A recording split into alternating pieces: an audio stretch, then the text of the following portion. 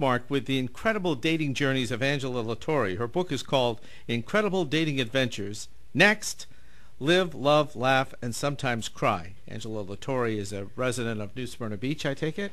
Currently Ormond Beach, but I have lived in New Smyrna Beach. And you as have well. a business out New Smyrna Beach as well? I have a business in South Daytona. Okay. A little closer. There we go.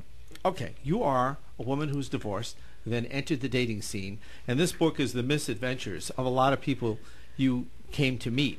Put together, it's a lot of fun. I mean, you have to laugh. I think the expression is if you don't laugh, you might cry. Correct. But what was there a motivating factor? Was there one guy that stood out and said, you know what, I'm putting a book together about all this? I would say the one guy is the chapter entitled Dumber Than Dumb. How'd you meet him? I met him through a cousin of mine who thought he would be the one for me. So it was a family setup. And I'm not allowing that anymore because the story was quite interesting. All right, with the ages, you know, I don't want to present this as that there's some kind of a harlot here, but you dated a lot, met a lot of guys. Yes. Okay, did you go through dating services, online services, any of that stuff? Some online. Okay. But I trusted my cousin more than an online dating service. Okay. So how did the online dating thing work out for you? Very adventurous. Okay.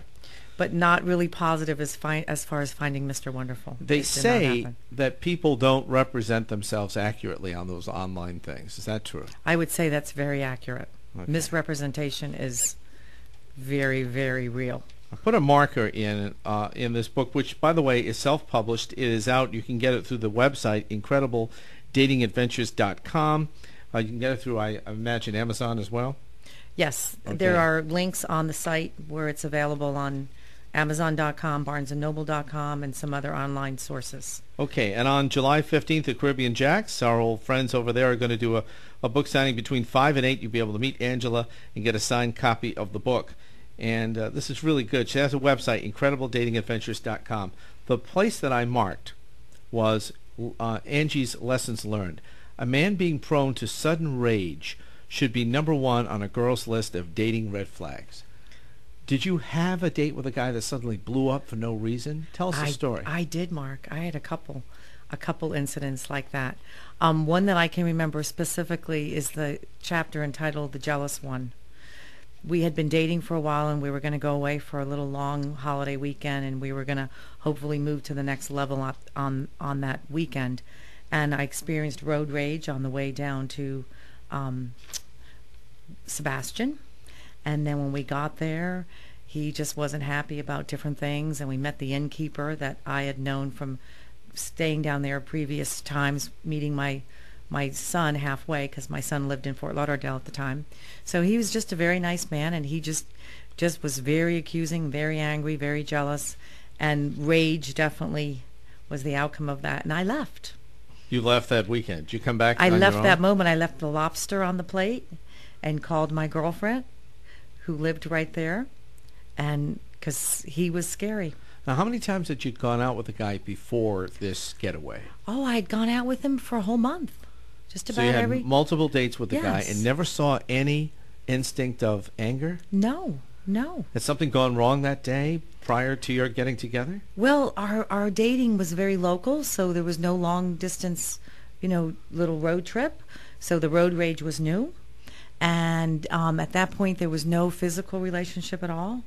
So he was leaning towards that after almost 5 weeks.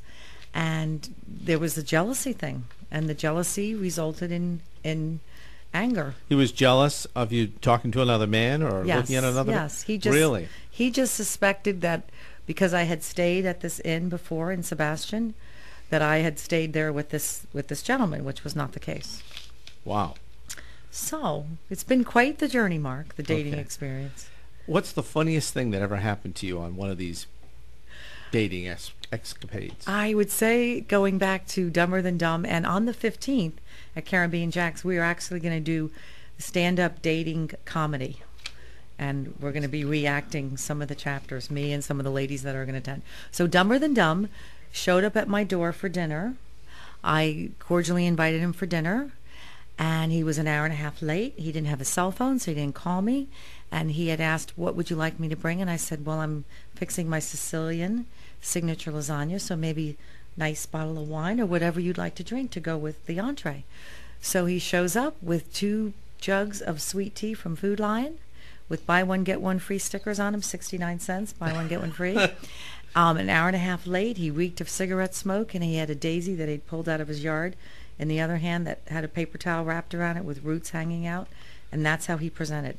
That was a very short date, Mark. Is there a particular guy that you've been attracted to, why these things went wrong? In other words, you went for the real good-looking muscular types, or people who had money or power, and then you end up on a date, and then you find out that they're not nearly what you thought they'd be? Did you find maybe there's a pattern here? Well, out of those 32 chapters, there's only 3 men in there that really made it to the second and third date. Okay. Most of them were very, very short-lived for various reasons. How quickly can you size up a guy that you would meet for a date to figure this is going to go someplace or it's not going to go someplace? I would say after the first date, but it's got to be a date of some substance as far as going out to dinner. Yes, because what's important to me is a man that loves being a man, because I love being a woman. He's the epitome of a gentleman. He's mannerly. He treats the waitstaff correctly, nicely. And if I feel good when I'm with him, and even better when I say goodnight, that's a very good sign for me. We're talking with Angela Latore. She is the author of the book Incredible Dating Adventures. This is a local author that we're featuring, and you're going to be able to meet her at Caribbean Jack's on July 15th. Now, some of your girlfriends are going to be with you that day. Talk about the book, reenact some of the stuff from the book. So you're doing an actual performance. Are you a comedian? I'm working on it. Just by nature of all this. But the main focus of this book is endless humor, a true heart, and enduring humanity. And it's not meant to be a self-help. It's meant to be just a lot of humorous reality of what happens. All right, you have a son. How old is he? 31. What does he think of his mom writing this book? He thinks it's great. He doesn't say, Mom, these are all losers. Why are you writing? You want everybody to think you date losers? Well, but now there's a new Angela. So the woman that wrote this book 4.5 years ago when I started, as far as Welcome to Angie's World, I'm writing the second book now, and it's going to start out with a whole different feeling. Is there a guy now in your life? There is no one in my life right now. Okay. And I like strong, sturdy men, by the way, Mark. Okay. Twinkle Marie Manning, radio and TV host and producer. Who is this? She is someone that was working here locally, and now she has moved to Atlanta, and she was working at a local radio station here, and I'm not quite sure where she's landed in Orlando. I've kind of lost touch with her. So she befriended you and encouraged you and put the liner note there? Yes. And who decided to put your picture on the back as opposed to on the front where there's a drawing? Was that the publishers or? That was my idea, but I welcome your thoughts on that. Yeah. Well, when you're doing this, the cheap heartthrob, this should be at the beginning of the book. How many guys have you dated are cheap? And what defines cheap? Because there's been writings where a guy will ask a woman out, and then somehow she picks up the check, or they go Dutch. Who asks a woman? I'm thinking to myself, who asks a woman out for a date and doesn't expect to pay? Where does that come from? Did that happen to you? Yes. If you read Internet Madness, the good guy 99 first date, we got to the restaurant. He said, I'm really not that hungry, so I'm assuming you're not that hungry either, are you, Angela? And I said, well, I guess not. He said, you don't need a glass of wine. Okay, I guess not. I really need vodka. Are you kidding me? No, I'm serious. It's in there. Can you tell us what this guy did for a living? I can't remember because I wasn't interested after that very initial. Was he an executive, or how often, more than 50% or less than 50% of the time, have you dated executives? That is, a person who either owns their own business, they're in upper management, they make a good salary, they may have a stake in the company. How often does that happen? I would say right after my divorce, less than 50%, but now my new protocol is over 50%. Yeah. Definitely. The rules have changed. How important, have you dated people of multi-cultures, multi-ethnicity? No, I have not done Staying within that. your own ethnicity. Okay. Correct.